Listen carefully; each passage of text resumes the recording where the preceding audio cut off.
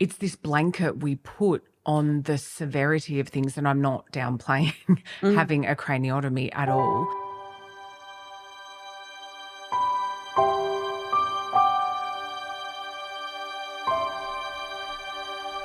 Hello everyone and welcome back to No Place Like Home.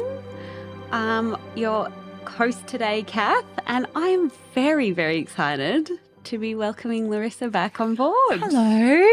Hi, everybody. How are you? Oh, good. that. I did that Ross from the Friends. Yeah, I'm fine. I went high pitch. In all honesty, though, it's great to have you back. Thank you. It's good to be back. It's been quite the whirlwind. I won't go into all the ins and outs of it. It's good to be back. If you want to know a little bit more, I've done a little bit of a reel and it's on our Instagram page explaining a little bit more. But yes, I am back. I am feeling good. At this point, I'm 8 weeks post craniotomy. For those that don't know, that's brain surgery to remove the tumour that was in my head. And yes, so I am not receiving any aggressive treatment. It is not that type of environment. But I am on a tablet and that is managing it at this point in time. So it's a little bit weird to just kind of do life again. Mind you, life is very, very, very different and not from a sickness perspective, but in more of a perspective and reflection scenario. So yeah, it brings a lot into narrow focus, let's put it that way. I bet it does. You're kind of forced to stop quite suddenly and then actually have a look at where you're at and where you want to be. Yeah, and it's that sometimes when you go to a funeral and it is like, I give this analogy to people and it's like you go to that funeral and you're like, I'm just going to, live every day and, that was so tragic and they were so young or whatever it might be. And then for a couple of days you're like, I'm living in the moment and I'm doing this, and then life just sucks you back in. I think this, for me personally, every day that I wake up is a thank God I'm here. Thank God I'm getting to live this life as, but as tumultuous as it has been, you do. So I implore everyone to just be present in every moment. This perspective of simplicities of life. The simple things and the small details of things are now bigger than the big things. Yeah. What I thought were big things, just not big things. So, and look, it moves and changes every day, right? So some days I'm great and other days I'm like, why did this happen to me? And it's all the whys. So it's not to say that we're all done and dusted and okay, we're moving on. It's the mental game now because everything happened so quickly. Yeah. You don't really have time to process a lot in those first few weeks. So, yeah, I think now that it's all settled, I'm mentally catching up with everything. So things look a bit different. So we've got you back slowly. I am back slowly, yeah. I've been given the grace by producer Rach to tap out when I need to. But yeah, we'll see how we go. As I said, each day mentally is different, but also each day physically can be a little bit different. If I push myself too much, my body reminds me very quickly that I'm only 8 weeks out from surgery. So it feels like a long time, but when you put it in perspective. So it's kind of similar to postpartum. We did liken it to that, Rach and I, when we spoke together, which felt funny at the time, but reality is. Yeah. It's this blanket we put on the severity of things, and I'm not downplaying having a craniotomy at all. But, there are lots of similarities where you just try and pick up and keep going, and it's not until your body reminds you. And we need to be a bit more astute to those gentle whispers instead of the ones that whack you down like a hammer. Yeah, we're all very good at powering through just thinking we need to. So this is a nice reminder in a really not a great way, but a reminder for all of us that stopping's okay. If anything, just look at my hair, and if you don't want short hair very quickly, just let that put the brakes on. You're rocking it. Well, thank you. I've got a whole friend happening behind here if it's growing back. You have to, like, there's many people who couldn't really rock it. I know I could not rock. No, a shaved head. You're rocking it. Bless. Anyway. Yeah. On different news. Yeah. Obviously a lot of things have happened in the last few weeks whilst you've been recovering and whatnot. But we've come back and we want to talk about the Homb Trust. Yeah, there's been a bit of movement there, not in the direction that we would like, in so much as donations have run out, basically, to put it really simply. So inherently what that means is that we can't provide supported stays to women who are in desperate need, and our wait list is growing by the day.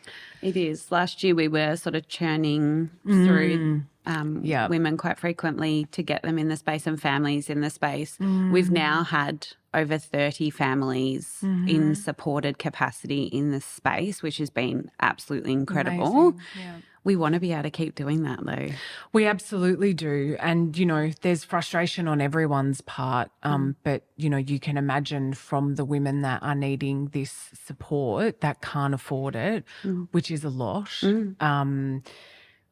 that, there's frustration there, because it's also difficult for us to say when that funding is going to come in, when we can provide that care and support for them. So equally for us, we prioritise sort of what that looks like, which is a hard thing to do. It is, absolutely. It is very difficult. And, you know, the whole reason why I started the charity was to provide support to people that couldn't afford it, because the reality is that it is an expensive service, because Medicare and private health insurance aren't on board yet. And I think we've said many times that they're, you know, engines that we're continuing to burn in the background and keeping that going. But, you know, I just, I knew that was going to take time for government to get on board, if at all. I mean, you know,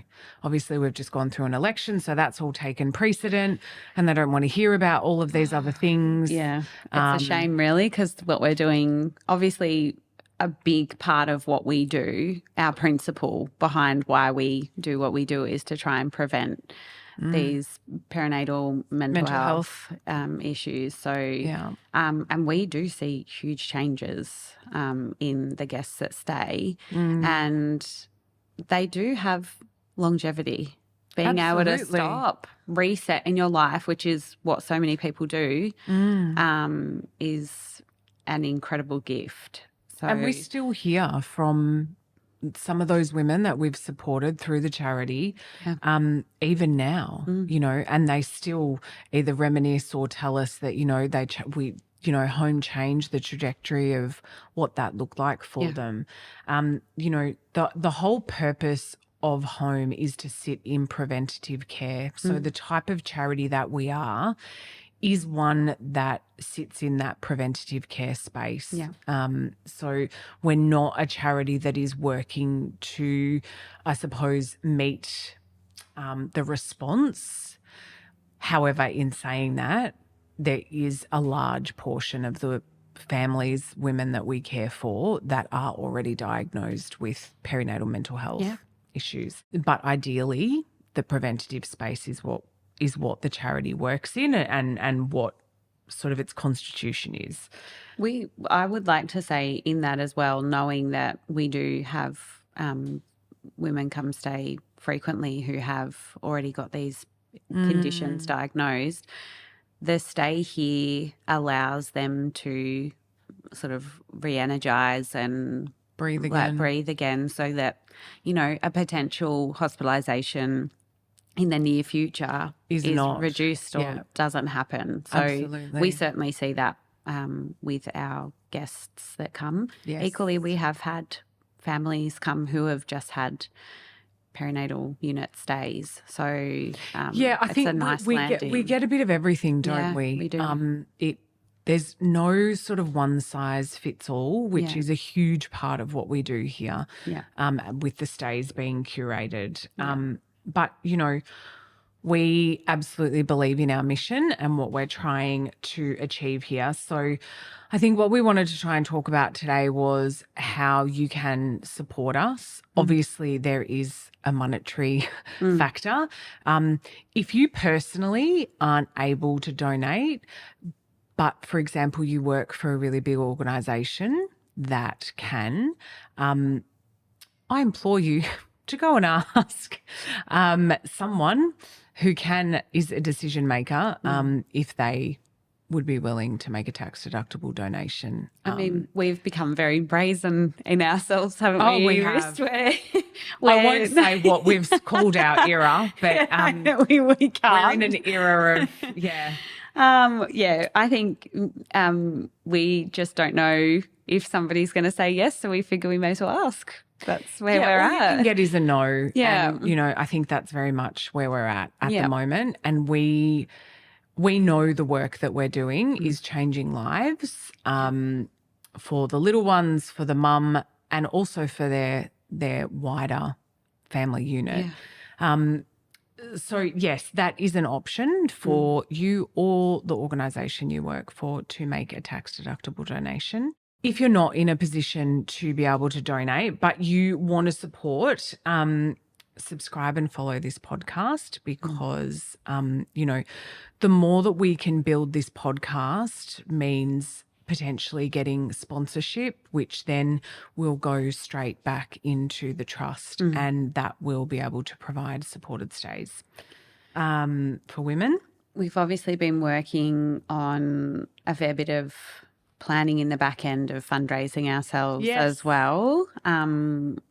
Probably very close to the release of this episode, we'll be entering pre-sale of our charity T-shirts. Yes. Which we're are loving. Actually amazing. Yeah, we're loving.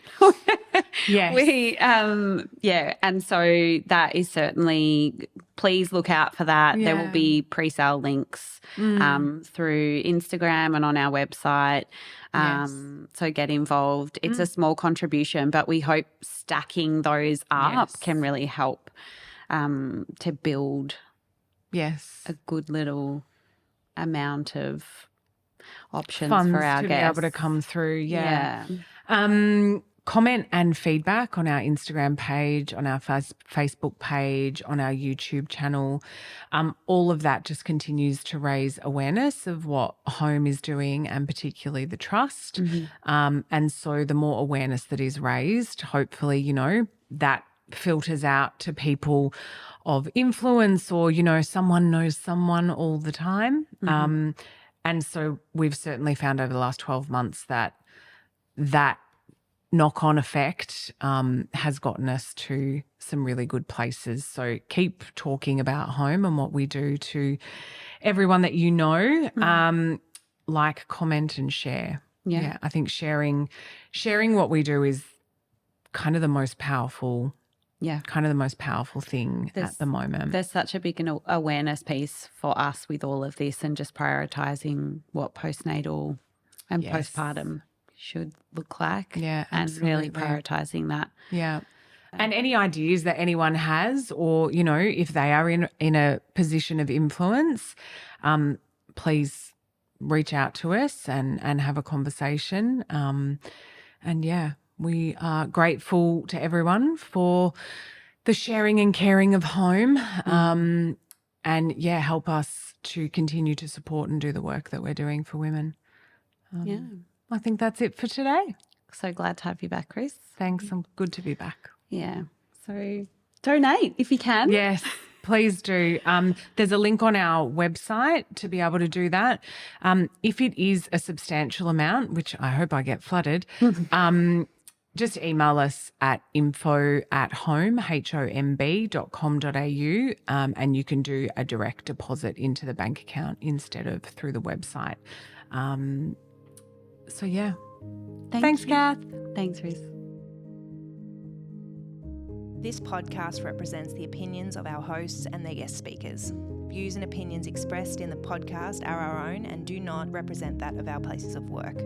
This podcast is for informational purposes only, and content here should not be taken as medical or professional advice. Please consult your healthcare professional for any personal recommendations and medical care. While we make every effort to ensure that the information we are sharing is accurate based on the best available information at the time of recording, we welcome any comments, suggestions or feedback via our website contact form, homb.com.au/contact. Names and details of personal experiences may have been changed to allow for anonymity and privacy. To join the conversation, join us on social media at Homb Postpartum.